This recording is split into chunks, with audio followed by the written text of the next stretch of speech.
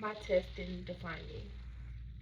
Picture yourself sitting in a room with fluorescent lights buzzing over your heads, your pencil tapping against the desk, and weeks of notes, flashcards, and long nights of studying running through your mind. Then imagine clicking submit. Stand at the screen and seeing your score that feels like it just slammed the door on your dreams. That was me.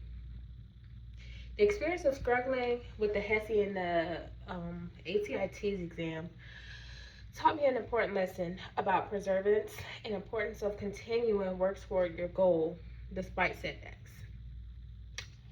And seeing those scores when I failed, that was a huge setback for me. But studying and everything that was going on, it really taught me a lesson. First, the challenge leading up to exam, um, it really gave me a run because I was very nervous, quite the emotional wreck.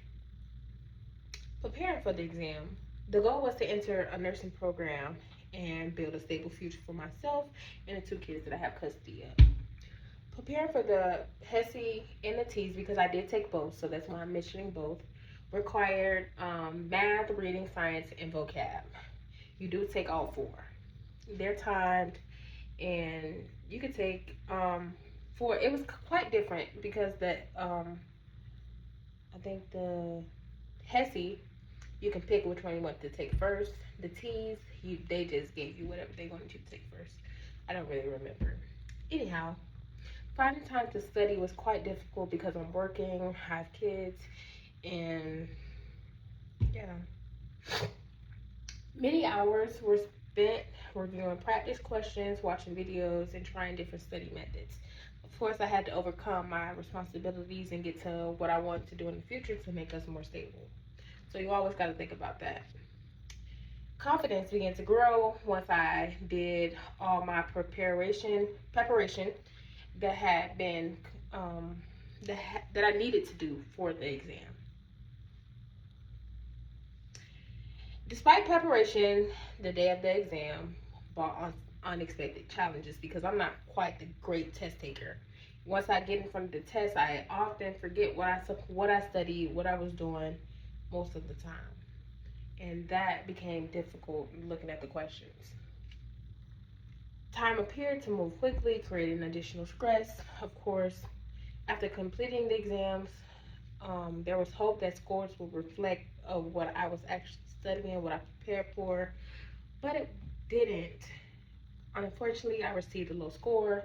Expected um, led to me very upset, me crying, but that didn't stop me, y'all. I continued to grow, continued to study, continued to attend more study sessions, and I was asking many questions that got me very, very invested.